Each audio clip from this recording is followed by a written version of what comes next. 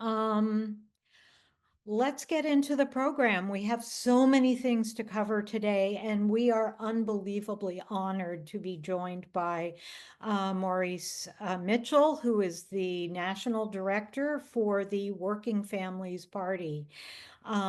So for those of you who are not familiar with the party or haven't been following Maurice for years and years and all of his work, you will learn a lot tonight, as I very much expect to. I have been incredibly fortunate to be hear Maurice twice in person, both at big indivisible meetings, the most recent one just a couple of months ago. So I just was mesmerized. And I mean, you are an amazing speaker, Maurice. So I want to welcome you to Arizona. Thank you. It's so good to be with you. So good to be with everyone on the call today. Yes, well, um, we are very excited. So I am always fascinated by the journeys that people take in their lives, and you have had quite a journey. So, can you tell us a bit about what instilled in you the urgency of joining social justice campaigns, and also how you personally evolved, a little bit about your background so we can get to know you? Absolutely. So both of my parents are immigrants from the Caribbean. My dad from the tiny island nation of Grenada, and my mom from Trinidad. And they grew up poor and rural in those countries, and they eventually immigrated here through my grandmother, who came here as a domestic worker and worked in the homes of other people so that she could send money to her family and to her children. And she would work Monday through Friday in people's homes, and she would live residentially in their homes. And on the weekends, at least initially, she was homeless.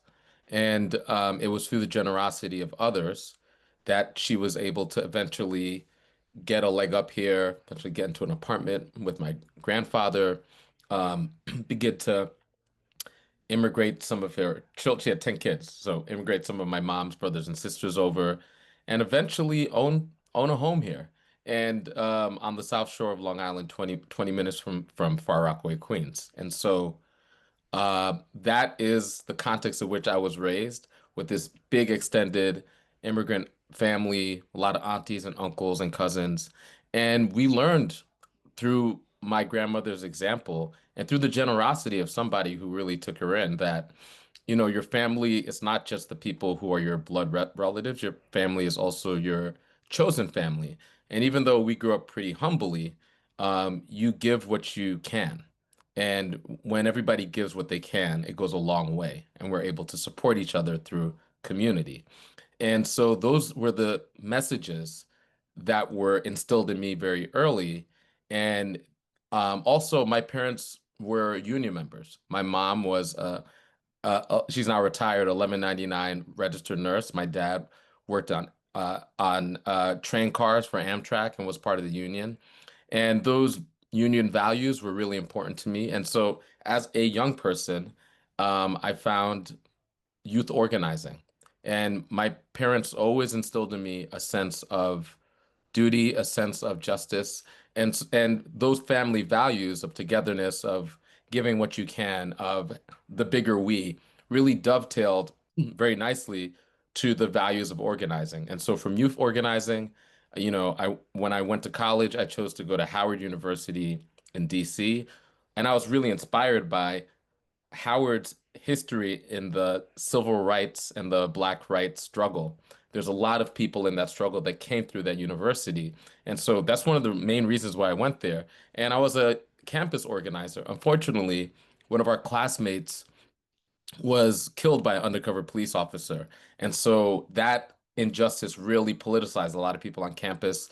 And that was the first time I got a chance to organize a big action, a big mobilization where we're in DC, so we walked to the Department of Justice, like 1,000 Howard students, and we shut the Department of Justice down. And then, a week later, one of the assistant secretaries came to our university in order to answer some of our pleas. And I got the bug for protests, for actions, and for organizing. And then when I left college, I decided to go back home to Long Island to find a very under-resourced organization, which is the best way to learn, is organizations that don't have all of these resources and the volunteer spirit and everything. And I organized there for 7 years. And eventually I left New York in 2014 when Michael Brown was killed in St. Louis and Ferguson. And I was on the ground very early then. And I left my life in New York and I embedded in an organization called the Organization for Black Struggle. And I started a project called Blackbird. And from those early days, helped to build the foundations of what would become the movement for Black Lives and helped catalyze the movement for Black Lives to become an international movement. And the thing that I think really impacted me, and I'm sure everybody here had that similar sort of shock, was when Donald Trump first got elected.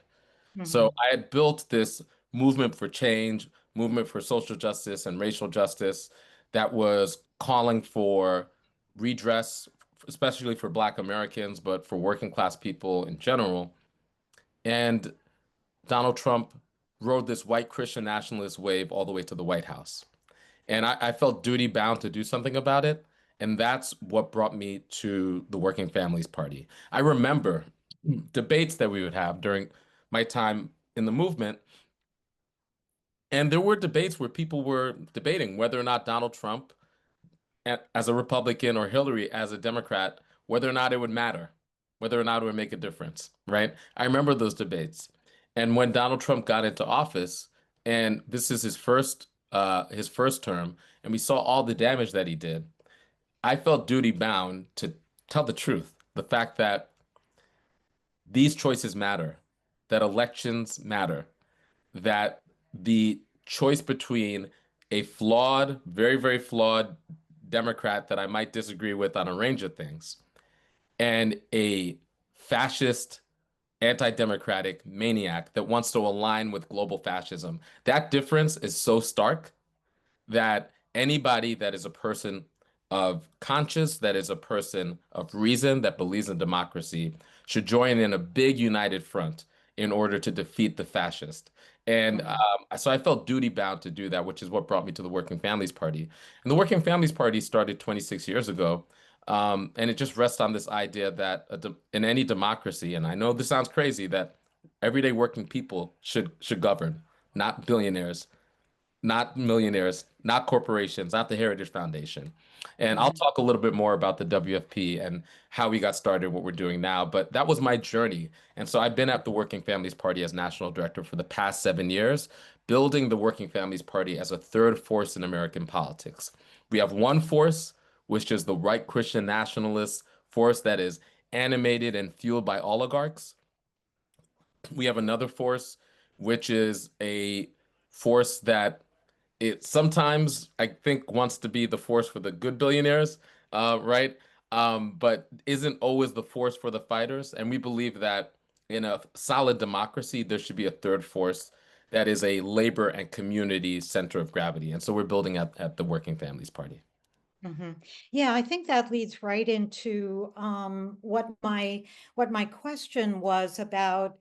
We are a two-party system, and there are always discussions about a third party or multiple parties, and lots of issues with that, but also, finding that niche or that lane, I guess I would say, that really forges a difference with the other two parties. So, where does the Working Families Party fit within our current two-party system?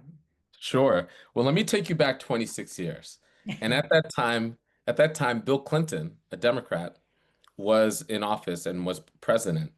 And Bill Clinton, he kind of developed this brand of politics, Democratic Party politics called triangulation, where, Yeah. all right, we'll take some of the ideas, some of the socially liberal ideas from the Democratic Party, but then we'll embrace some of the fiscally conservative ideas of the Republican Party. And that at the time, They were like, well, if we eat the Republicans' lunch, then Democrats could win elections uninterrupted for a generation, right? But what that meant, the impact meant that the Democratic Party was much more cozy with Wall Street. Yeah. It meant that the Democratic Party passed pretty famously the '94 crime bill, which now a lot of people in the Democratic Party recognize did some real harm to working class and poor communities all across the country. Um, it meant that, the Democrats embraced NAFTA and the free trade agreements. And, 26 years later, when you look at a map of all of those industrial communities, many of which were communities that had very strong labor union cultures, so many of these communities, a lot of those people, generation after generation, they voted for Democrats. We now call those places quote unquote Trump country, right? Um, because so many of those communities felt left behind by the kind of neoliberal economy that has moved a lot of those jobs elsewhere, right? So that all took place 26 years ago. And at the time, there were people in labor unions and grassroots organizations that felt like this is a bridge too far for Democrats. And if you do this, you will sow the seeds for the working class to leave your party. And so we need to build a working class party of our own. And that's really how the Working Families Party got started. And at first, the plan was to start in all 50 states using something called fusion voting. Fusion voting was the law of the land everywhere. Eventually, the Democratic and Republican parties outlawed it in many states. Uh, it exists in states like New York, Connecticut, and Oregon, where the Working Families Party have ballot access in those states. So people could actually vote on the Working Families Party line. In those states, what makes fusion voting so interesting is that it gets over the spoiler problem, the spoiler dilemma that many parties face. And I'm sure everybody here is familiar with it. So, Yes. you run a candidate in the general election that has all of your values against the Republican and the Democrat. If that candidate has more in common with the Democrat, it's likely that that candidate might siphon some votes from the Democrat. And in a very close election, it might have the unintended consequence of possibly advantaging the Republican. That's the spoiler dilemma, right? Of Mhm. running a third party candidacy in a rigid two-party system that's a first past the post, winner takes all system. So fusion voting allows for parties to cross endorse the candidates of others, right? And so what that allows us to do in places like Connecticut and New York and Oregon is that, and we've done this with Kamala Harris this past cycle, and 4 years ago we did this with Joe Biden. And Joe Biden wasn't our first choice. We endorsed Elizabeth Warren, and then when she dropped out, we endorsed Bernie Sanders. And so he was our third choice. But eventually, he was our choice, and we were able to, in those places, say vote for Joe Biden, but vote for him on the Working Families Party line, because what that says to him, as well as other candidates on the congressional level and on the municipal level, is that, yeah, I'm voting for you, but I don't want to get lost in the sauce. I don't want you to think, like, let's just say if I think you should defeat Donald Trump, but I disagree with you on foreign policy. I'm voting for you, and I want you to know that I'm voting for you with the interest of pulling you closer to a anti forever war policy, or I'm voting for you because I care about the interests of unions. Having that ballot line allows that to happen because the number of votes we could bring that to the candidates that we support that might be Democrats and say, look, you wouldn't have won this election. Many of them can't win without the Working Families Party margin. And so, if our voters brought you this victory, now during governance, let's talk about governing in a way that actually focuses on the interests of working people. Outside of those states, because we're in many states, including Arizona, and I'm sure we'll talk more about that. Outside Mhm. of those states, we recruit so many everyday people to run for office, and our bread and butter is local elections. Ah, good. So our Mhm. bread and butter is local elections. And so we endorse close to 1,000 candidates every election cycle.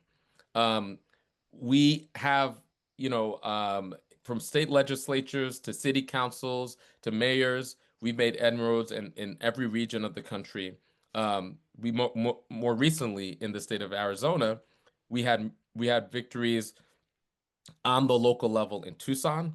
We had two really great working families champions win in the city council, and we're really excited about them. And also, very recently, Adelita Jahalva, uh, Yeah.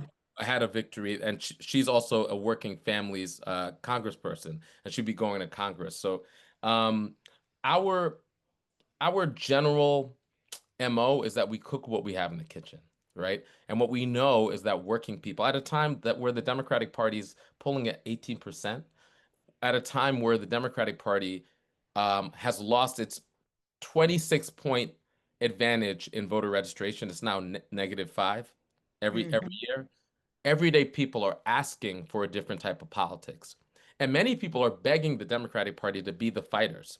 And right now, the Democratic Party is in a conflict with itself about whether or not they are going to be the fighters. But we certainly are the grassroots party for those fighters. And look, we think that you could do both, that you could agree that almost any Democrat um, um, has values that are very, very different than the values of MAGA conservatives. And you also could agree that the Democratic Party has a lot of work to do to address the interests of working class people. And so having that discourse, and I know this is a an issue-based conversation. So Hmm. but having that rich discourse that is nuanced, that could actually tease apart the nuance, we think is really, really healthy. And we think it's the direction that so many more working people are going. People are looking for choices and looking for options. And if we don't provide them if we don't provide them those options, a lot of our friends, neighbors, and community members and others are going to drop out of politics altogether, right? It really isn't a binary choice, right? Some people will choose one side, some people will choose the other side. Some people will be so thrown off by the lack of choices. In a country that has unlimited choices for yogurt, we think there should be more than two choices for who's going to fight for you in the legislature, in the White House, and on the local level. Hmm. Yeah.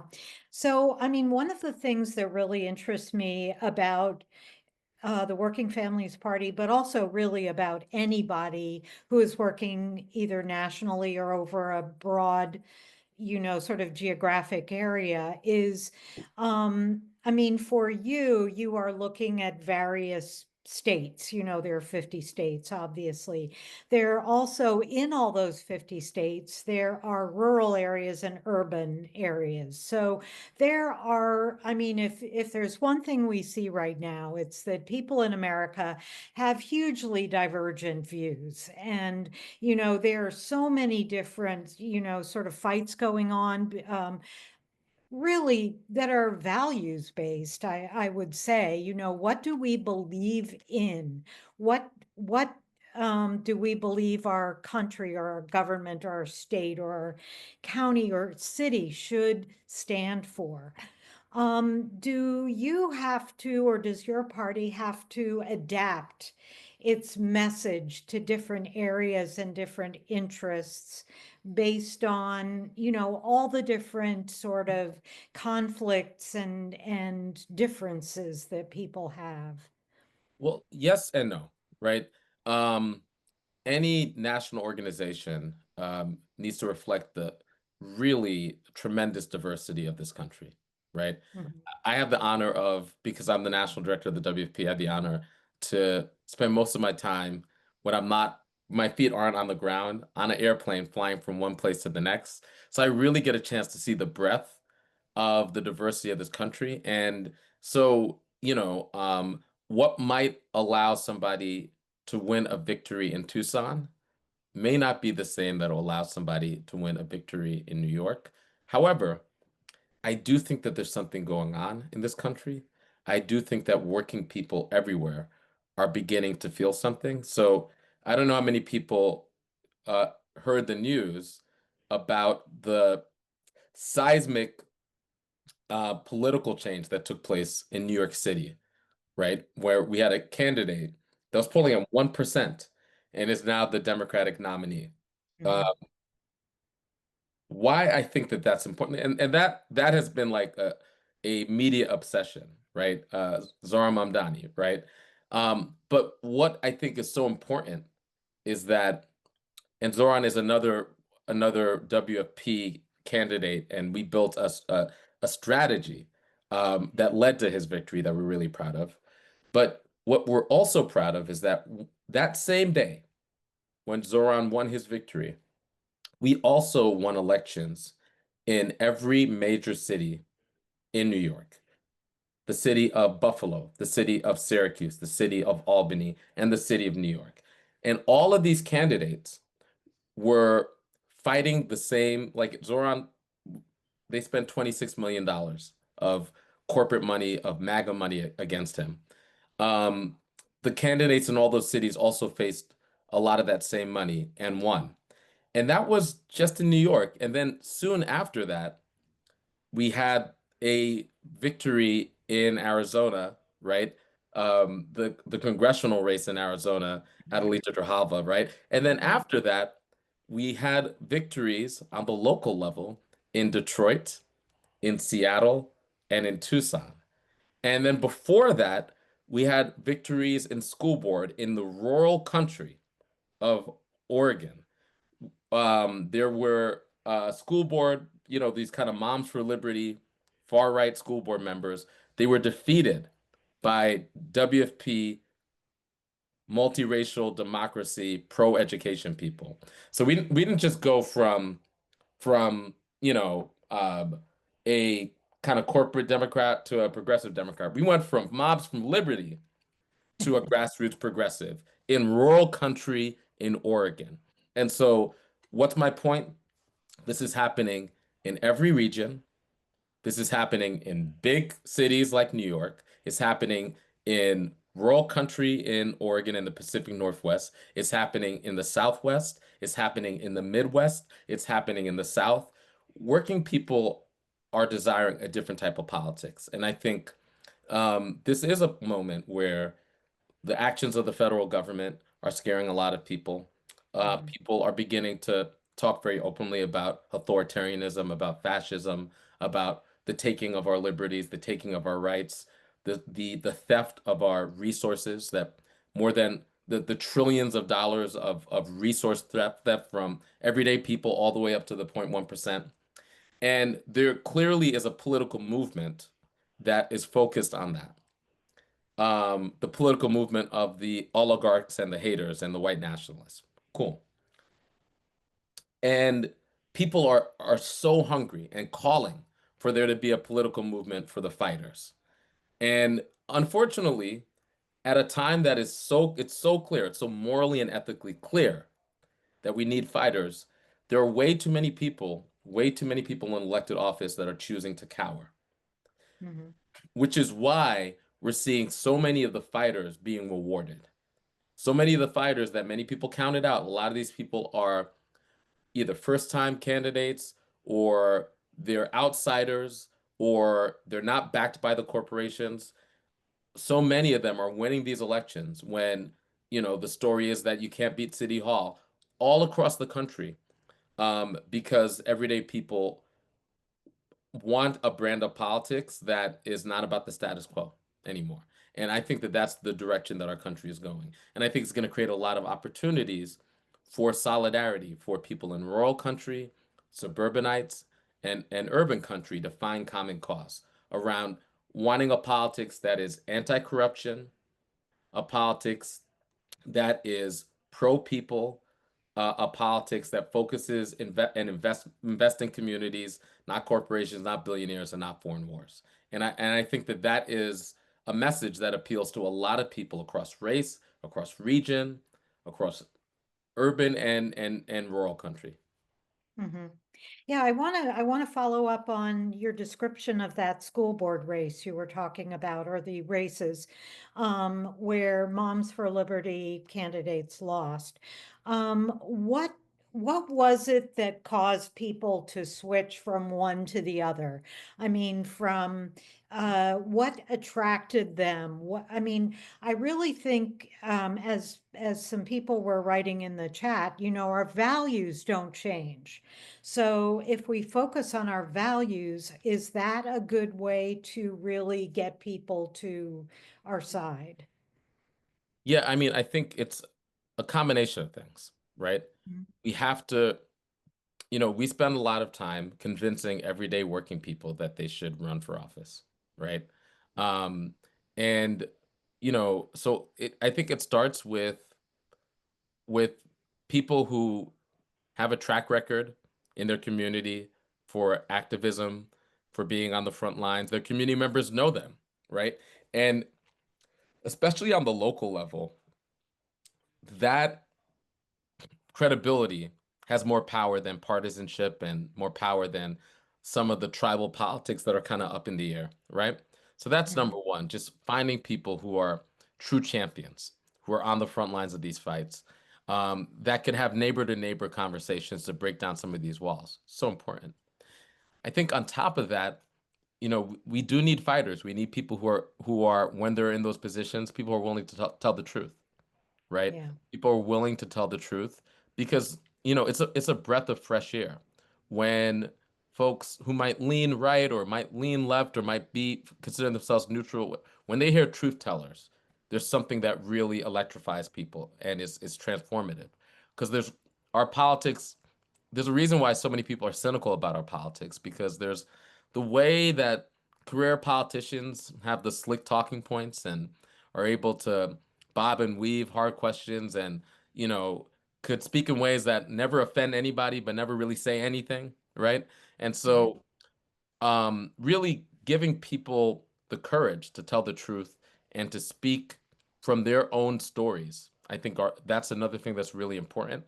And the other thing is that oftentimes we find that we're running against people that are backed by corporations or backed by um, you know pro billionaire think tanks or are in the tank with different lobbies, and that contrast is really important because people want to know that they're electing people who aren't on the take, people who are authentic, people who they could trust.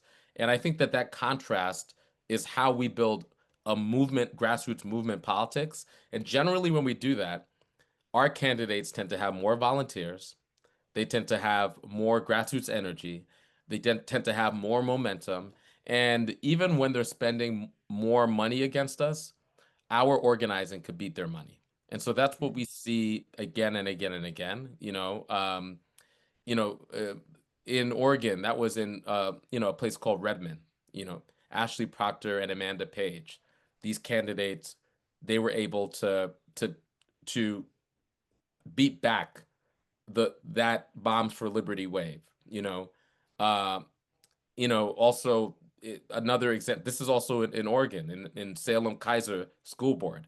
Mel Fuller won an open seat, so had to challenge a MAGA person, right? And then there were other people who were incumbents who now created the majority needed, right? I think the lesson here also is that this doesn't just happen in one election cycle, right? Mhm. So you get the working families people elected, you may not have a majority, you have to retain them, and then you bring on more people, and eventually you do have that majority. And that's what we're looking, in Tucson is looking like we're going to have a real grassroots progressive majority in Tucson with a mayor that's also aligned with those values, right?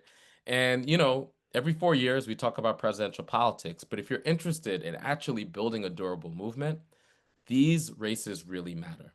There's thousands, tens of thousands of local elections, and we think it's really important for everyday people to govern Mhm. school boards, on water districts, on, there's fire districts, there's all types of local municipalities and different types of elected, there's library boards.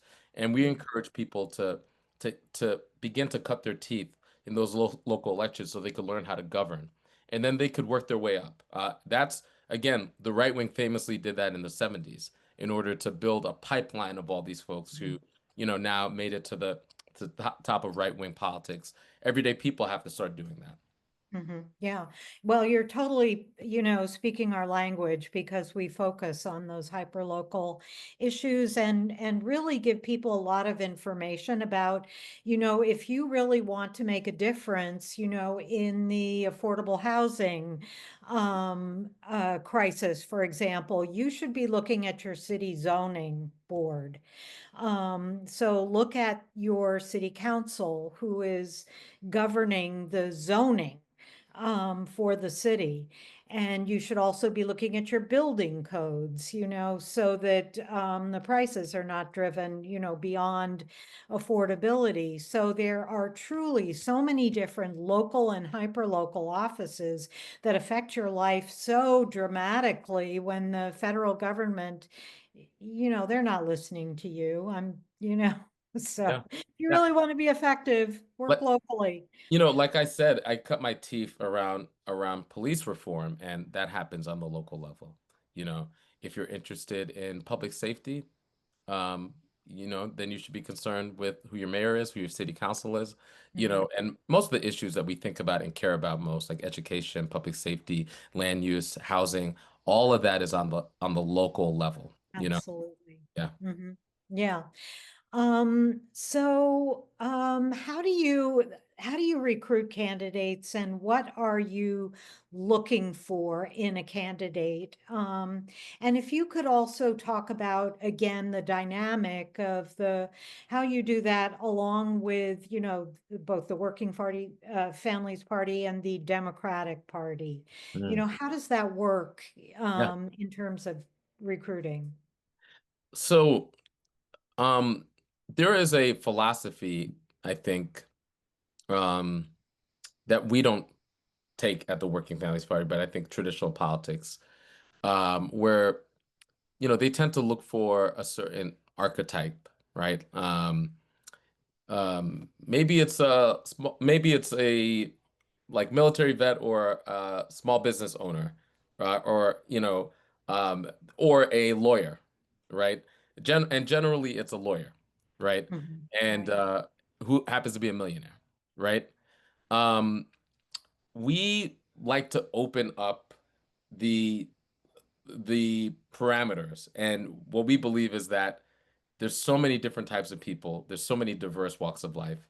Like certainly, some of our endorsed candidates are small business owners and are military vets. And some are lawyers, right? Mhm. But also some are educators and some are grassroots organizers and some come through unions. And so we try to be as broad as possible. And the things that we're looking for is whether or not this person can raise a lot of money, which is something that like most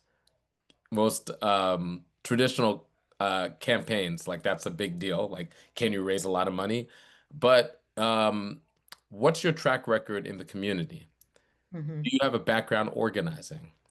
Do you have a background and a base of people that you've worked with on issues that you care about? Because that could naturally translate into running for office because you've built a constituency already.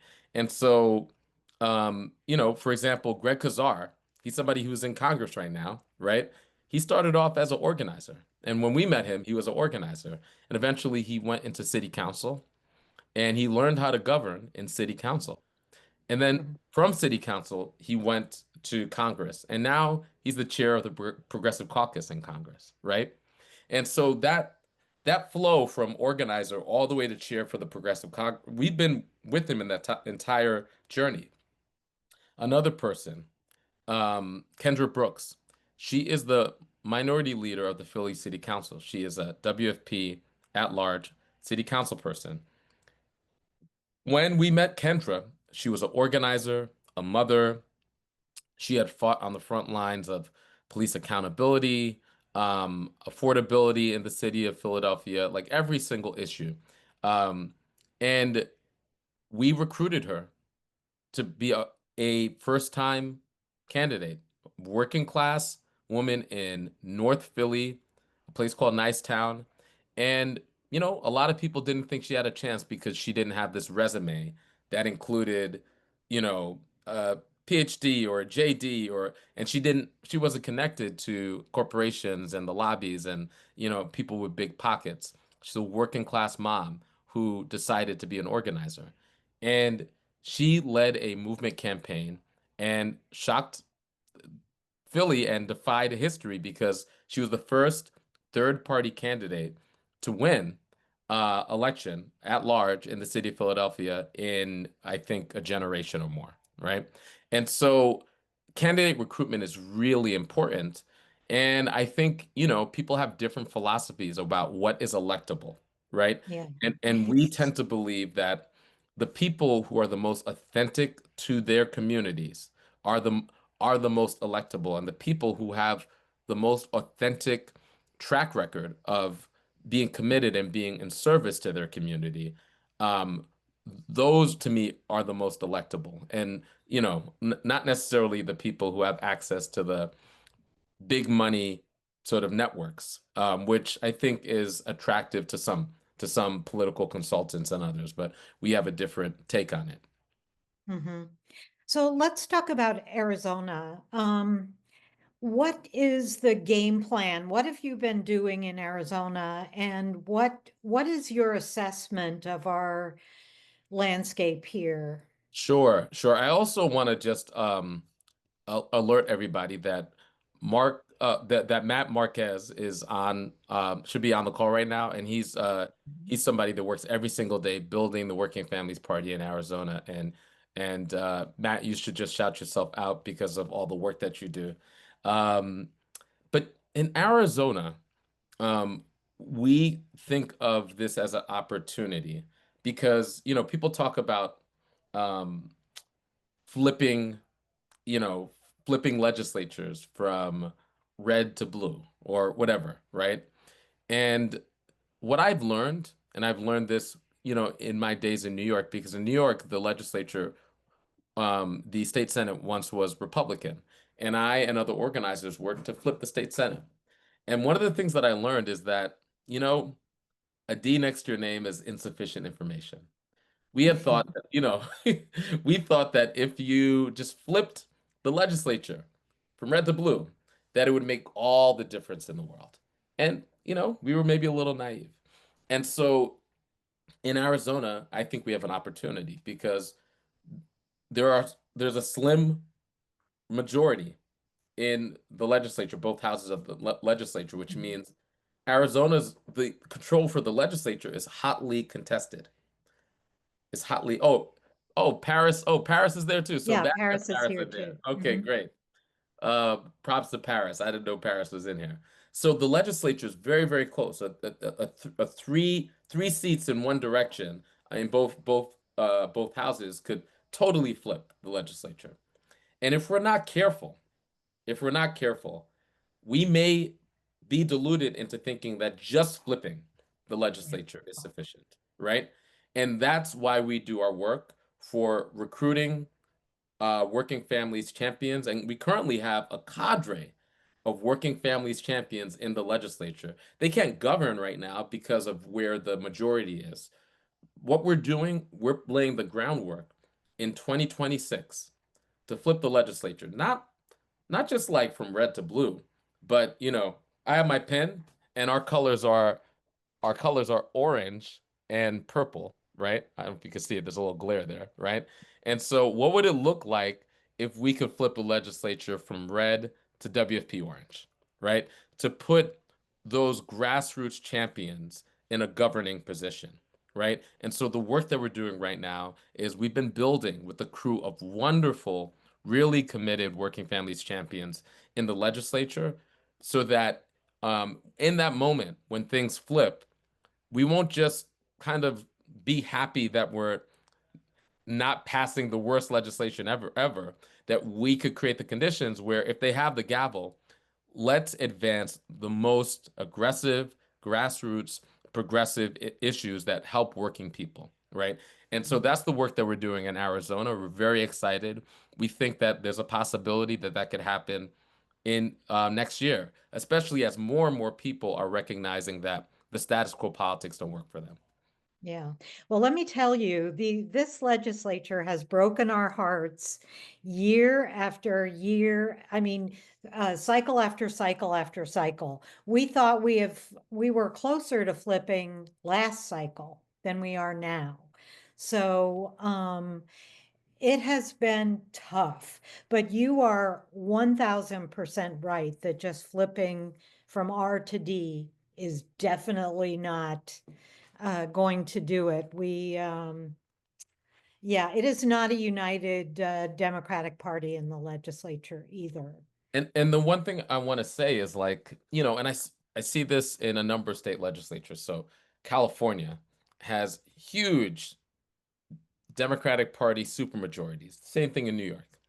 Now, when the Democratic Party has supermajorities, does anybody think that the interest of oil and gas and, the interest of extractive corporations and the multi-billionaires and the crypto bros and, they just go home? Yeah. No, no, they don't go home. They invest in a core of quote unquote mods, moderate Democrats, who basically play the role that the Republicans would play um, in a state that had a Republican majority, right?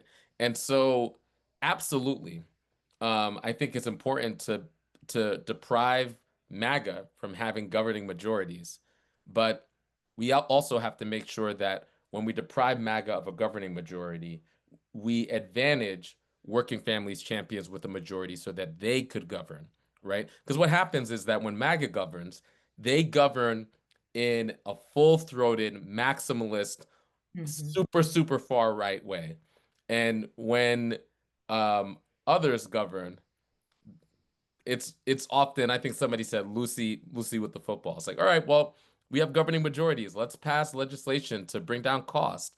Let's pass legislation to bring down the cost of medicines. Let's pass legislation to support our unions. And then there's always a reason not to. There's always a way to water it down. And this is the cycle that leads to a lot of people who get that the far right are problematic to feel very cynical about politics and drop out. So Mhm. when we create the conditions for people other than the right-wing haters to have governing majorities, we need to seize it. And so that's the work that we do, making sure that that we're in a position to really seize it. That's really interesting. And that also brings me to a question about the difference between running for office and being in office. Yeah, And one of the things I've been rereading the chapter in Anand Giridharadas' book, The Persuaders, about Alexandria Ocasio-Cortez yeah, and the differences, the shift that she has had to go through from being an outsider to essentially being an insider. yeah. So give some examples or give an example of somebody that you supported who got into office and how they were able to achieve change.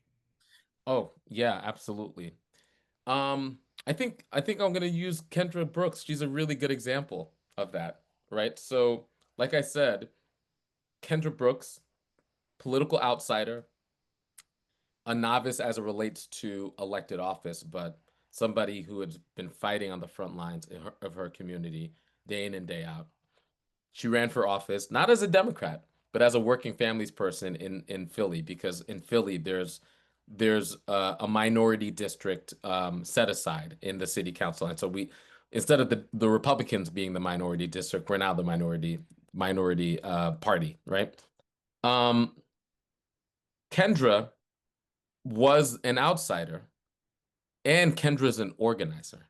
So when she got into the legislature, when she got into the city council, she began to work with her colleagues, and there were some colleagues that agreed with her on some of those issues.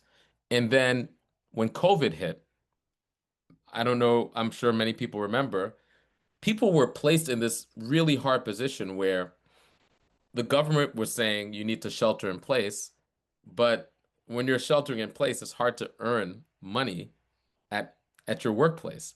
And if you're sheltering in place and you can't earn money, but you have to pay rent, it's like what do you do? And there were landlords that were evicting people who were caught in this really impossible corner. And in the city of Philadelphia, through the leadership of Kendra Brooks and through her ability to communicate and organize her other colleagues, she was able to craft and pass some groundbreaking legislation that, and it was a COVID era legislation that said if you're a landlord, you can't just throw people out in the streets.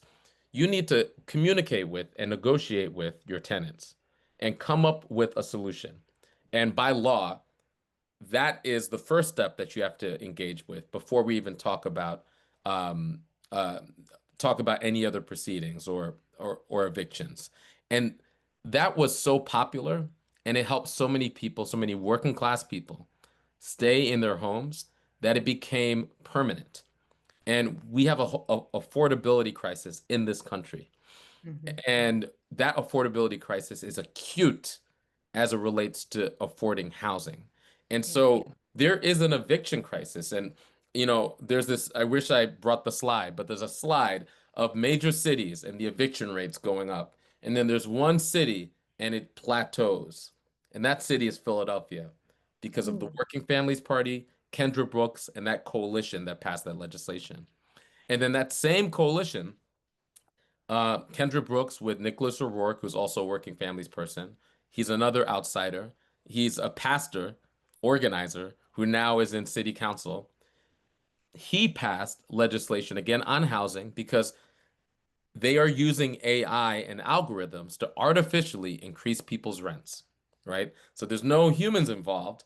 The AI is noticing little discrepancies in rents and then artificially increasing rents, right? And Yep. also Mhm. getting around the law because if humans did this, it would be a cartel and it would be illegal. But because Mhm. the AI is doing it, it's like somehow legal. And and they were able to pass legislation in Philly preventing AI from using the algorithms in order to increase people's rents. And then lastly, Our Attorney General has actually filed suit against that that's great. last year. That's great. Yep.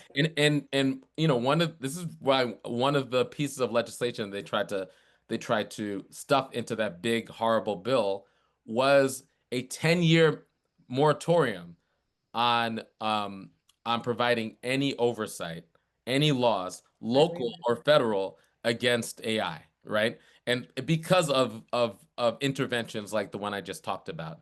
And so Mhm. those are outsiders who figured out a way to govern and were able to negotiate and use their really leverage their organizing skills in order to negotiate because of course governing is an art of negotiation, right? It's like you Mhm. campaign, right? But then you have to govern and you don't have 100% of the power. And I think organizers and people who have those experiences are actually like could use the organizing skills that they develop outside of Congress and state houses and city councils, use that organizing experience to organize their colleagues around legislation. And so, yes, there's that insider outsider thing. And part of being a party like we are is supporting people as they migrate from activist to candidate to governance. Mhm. Mhm. What I'd like to do, I do think that some people have dropped questions in the chat. Sundrop, can you come off mute and help with those questions? Sure. I think one that on an issue that came up earlier was running for office for a lot of folks is just financially not possible because our public offices don't pay a living wage. And so the question was, does WFP help either support candidates and or when folks are in office, do they help people figure out how to be financially supported in order to be able to afford to run and then be in office? Yeah, so what you're saying is correct, and depending on the state or locality, some people sometimes people aren't getting compensated very little. Some people are not getting compensated at all in some localities. And we don't have a program that directly compensates our candidates. And there's actually some, depending on the locality, there's some pretty clear reasons why we can't do that. But we do take this issue seriously. And I would say two things. The It's really expensive to run for office, right? It's like really expensive. And which is why wealthy people tend to run and stay in office because they're connected to the money so that they could raise the resources. But once they're in, they don't necessarily need to just rely on the income from running for office. So on both sides, we train people on how to run a grassroots campaign, including grassroots fundraising, which is very different from the traditional way. And then on the other side, um, we're a coalition and community. And so we don't just elect people and then drop them off like we're dropping them off to daycare. We're committed to them being successful in governing. And so that community, that supportive community, that labor unions and grassroots organizations and activists really embrace our candidates because we want them to be successful and we want them to govern from strength. And so whatever needs that they have, from policy needs to, you name it, our community tries to figure out how to support them. And so we don't exactly have a program that deals specifically with what you're talking about, but we do try to figure out as best as we can how our supportive community supports our folks so that they could stay and do the hard work where they don't feel burnt out, where they feel supported is so critical. And a lot of times, it's important for us as people who elect our champions to understand that again, governing is a art of compromise, right? And so Right. if we hold a standard of them being uncompromising, we're always going to be we're always going to be disappointed and they're going to feel miserable. And so our job is to back them up so that when they face those compromises, they could compromise from a position of strength. Or when the compromise is too expensive, they could walk away from a position of strength in the negotiating table. That's great. Being able to teach people negotiating skills would be very handy once they have gotten into public office. And I mean, I have a background in business, so I've done a ton of negotiating, and they are the worst negotiators. It's shocking to me. Um, so what else, Sandra? Oh, I think the last one is maybe what are the organizations that WFP collaborates with? Obviously as a political party, like what are the maybe community or other types of organizations that you work with? Maybe specifically in Arizona, since I think most of us are Arizona, but nationally as well. Yeah, so we actually have in Arizona a founding sort of coalition called our state committee. And if Nico or Paris or Matt are on and just want to share all of the local organizations that have joined the Working Families Party in Arizona, please, like this is like I invite you all to share because there's a number of organizations that we work very closely with in Arizona that are actual members of the Working Families Party. We're a hybrid party, which means our members include institutions as well as individual activists. Mhm. I would have to find them and allow them to unmute. So, Okay. Or they could drop it in the chat if they can't if they can't vocalize it and they're still around. And then nationally, okay, yeah, great. Matt's there. Matt will drop it in the chat. And then nationally, I work very, very closely with Indivisible on the national level, and we very proudly collaborate with Indivisible on some very large mass mobilizations that have brought in millions of people, like the hands-off mobilizations and which I'm sure many of you were a part of. Um, and we have a national body that includes labor unions like SEIU and CWA, the Communication Workers of America, and SEIU, the Service Employees Union. Um, as well as Move On, as well as organizations like United We Dream Action and Mi Gente, and a number of national organizations that represent millions and millions of members around the country. And so that national body is just like there's a DNC and a RNC, there's a WFNC, and those national organizations are the WFNC. And then Matt just dropped the list of all of the groups that are part of the Working Families Organizing, no longer organizing committee, now state committee of the Working Families Party in Arizona. Mm-hmm. Yeah, do you work with Indivisible? In Arizona, do we work with Indivisible? Better say yes. Yes, yes, we do. Okay. Okay, good. Yes, exclamation point. Yes, yes, Yes. yeah. Okay, well, we're coming to the end of the hour. I am incredibly grateful that you have taken the time to join us, and also at a relatively late hour. What final words would you like to give us to leave people hopeful, excited, Yeah. um, looking forward to making change and, positive change, I should say, here in Arizona and around the country? Okay, so there's 75 of us here, and I can't hear you all because you're muted. So I'm gonna have to see you in the chat. So if you could hear me, let me know in the chat that you hear me, because I want to make sure in my our final minute that you hear this parting message. Okay, great. Okay, I see. Good. Okay, all right. The 75 of you. So I need to see some more action in the chat. Great. Okay, there we go. Excellent. So here's my message to you.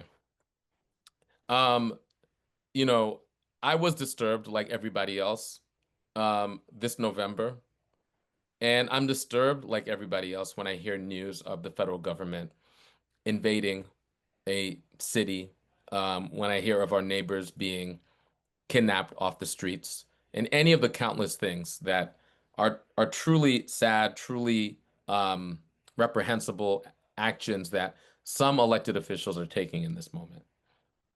Um, But when I wake up and I realize that we're in morally and ethically clear times, I really thank God. I thank God to live in morally and ethically clear times. Because in times like this, where the morals and the ethics of the day are so clear, this is a which side are you on moment, right? That means that neutrality is a choice. Neutrality is lining up with the status quo. And lining up with the status quo in this moment is lining up with the global right wing. And the global right wing in this political moment is absolutely the definition of right wing fascism, right wing nationalism. And so every single day you wake up, you get to choose which side you're on. Are you on the side of the people? Are you on the side of your neighbors, or are you on the side of the haters and the fascists and the oligarchs? I thank God that I live in these clear moments because I get to choose that. And I don't know if we're going to win or we're going to lose, but when I choose which side I'm on, I get to choose who I celebrate victories with when we win. Mhm. And when we lose, and sometimes we do lose, I get to choose who I comfort and who comforts me in a loss. And to me, that is worth fighting for. So let me leave you with that. Oh, that is incredibly inspiring. And I can't do any better than that. So, Maurice Mitchell, thank you so much for joining us.